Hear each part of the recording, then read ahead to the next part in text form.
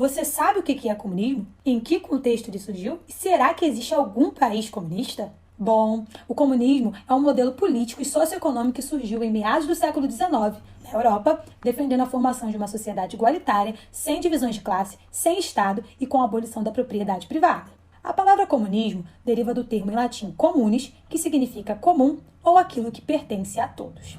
Para sermos justos, é importante frisar que essa não é nem de longe a primeira vez que alguém cita o fim da propriedade privada e a criação de uma sociedade igualitária. Inclusive, Karl Marx e Friedrich Engels defendem que teria existido um comunismo primitivo lá na pré-história. Apesar de serem considerados os grandes formuladores do ideal comunista contemporâneo, a propriedade privada é algo que vem sendo discutido há muito tempo e por variados grupos.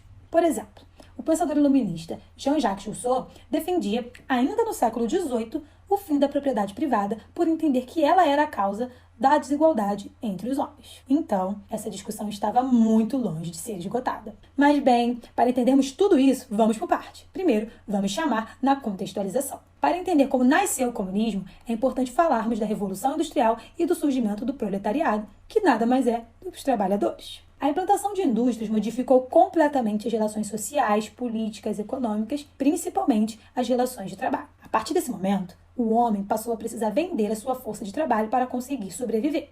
Para Marx e Engels, tal ação teve como consequência direta a grande exploração da mão de obra proletária, a alienação, a pobreza e a miséria na qual essas pessoas passaram a estar submetidas. Embora o consumo tenha aumentado com a mão de obra assalariada, o lucro proveniente da industrialização e da exploração dos trabalhadores se concentrava nas mãos dos donos dos meios de produção.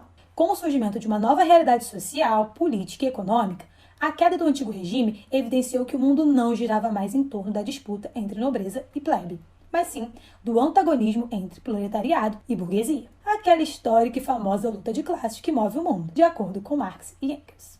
Então, o comunismo nasce como uma resposta às contradições do modo de produção do capitalismo industrial, onde o trabalhador tudo produz, mas a nada tem acesso. Pode isso, Arnaldo? Para muitos pensadores do período, não.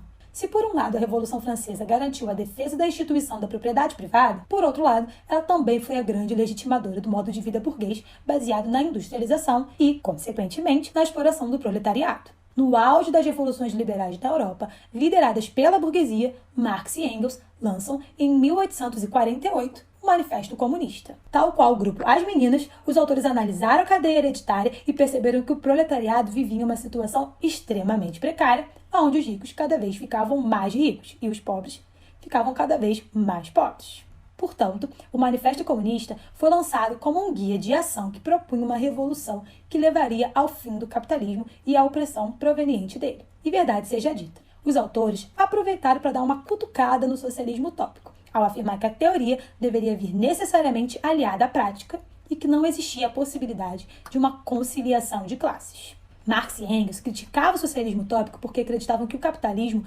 não poderia ser reformado, uma vez que a sua base era formada exatamente pela manutenção da desigualdade.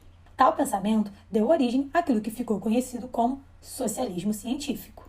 Muito resumidamente, Marx e Engels disseram basicamente o seguinte: quem somos? Comunistas. O que queremos? Revolução. Como queremos? Pelas mãos do proletariado. Não é à toa que a máxima do livro é: proletários de todo mundo, univos. Quando chama os trabalhadores de todo mundo, o manifesto evidencia que essa é uma luta sem nacionalidade, ou seja, de caráter internacional. Assim, a supressão da propriedade privada e o fim do modo de produção capitalista era uma prerrogativa para o fim das desigualdades sociais e das lutas de classe. Mas cuidado, hein? Apesar de ser muito comum utilizar a palavra socialismo e comunismo como sinônimos, isso não está correto. Para Marx e Engels, socialismo e comunismo representam fases diferentes de uma ação promovida pelos trabalhadores. Algo como transição e consolidação, respectivamente.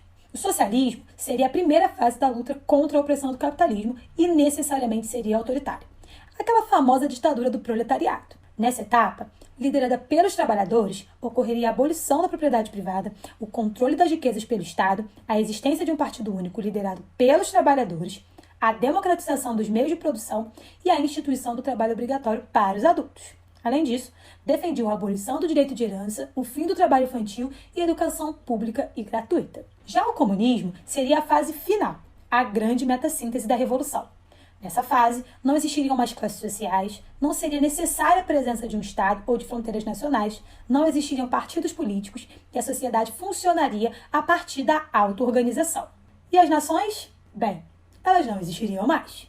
Seria a consolidação da sociedade ideal, sem desigualdades sociais, sem disputas de classe e sem propriedade privada. É como defende a máxima da música dos tribalistas, né? Eu não sou de ninguém, eu sou de todo mundo e todo mundo é meu também.